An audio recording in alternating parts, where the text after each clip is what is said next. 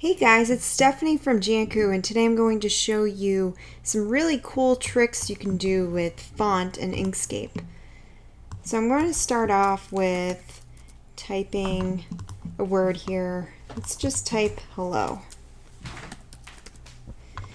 And because I'm going to do a certain effect on it, I'm going to make it bold. And I'm going to hit Control C and I'm going to hit Control V on my Mac, and I'm going to make a copy of that. And I'm actually gonna hover these over each other, just like that. Okay, now you can select whatever color you'd like. I'm going to start with a blue for the first hello. So just make sure to double click on the text box so you can select the actual text, and you can go to the color picker and pick a color that you would like to use. So let's see how that is. That looks good. Let's go to the other one and double click, and I'm gonna pick a red.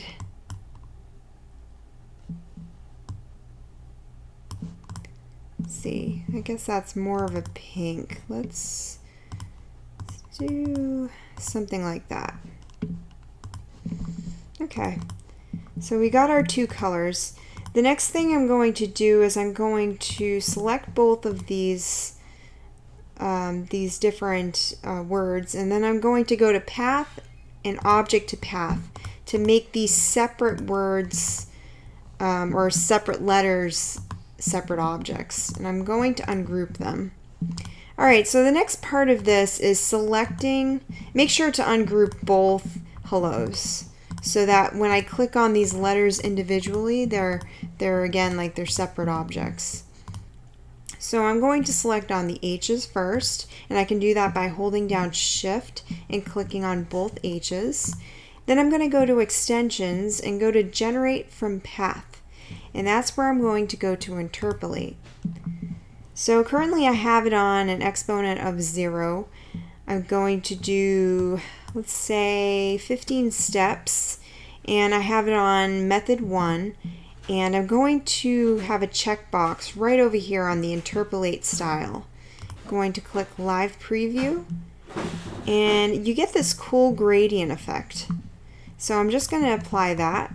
And what I'm going to do is I'm going to go down the letters and just do that to each. So I'm going to now select only the E's. I'm going to apply. And sometimes it takes a little while, especially depending on how many steps you create. So that one went the other way, but I kind of like it. If you ever want to change it, it's good to do previews. I think what happened was I selected the back, the pink letter first instead of the front bluish purple L or E in this case. So I'm just going to do that again. Actually, let's hit Live Preview. Alright, let's go with that. Then I'm going to select this, those two L's, and then the O's at the end.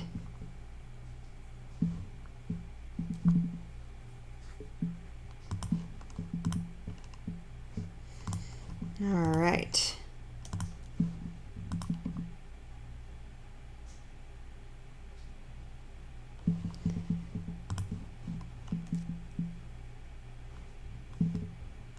And if you want to play with the different styles, like I said, I suggest that you use a live preview before you actually hit apply, because once you hit apply, it's already too late.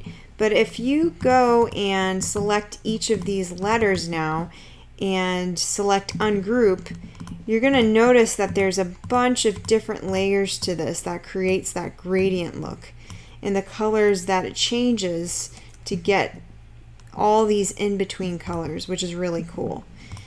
If you want to play with this a little bit more, make sure to ungroup all of the letters.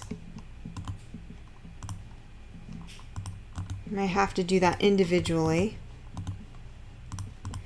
And then you can play with tools like this transform tool, and let's just select this mode. Let's increase the force, and if you hover over, this actually seems a little bit too strong. Let's turn that down a little bit, but if you can push it along and you can do all these kind of neat little things.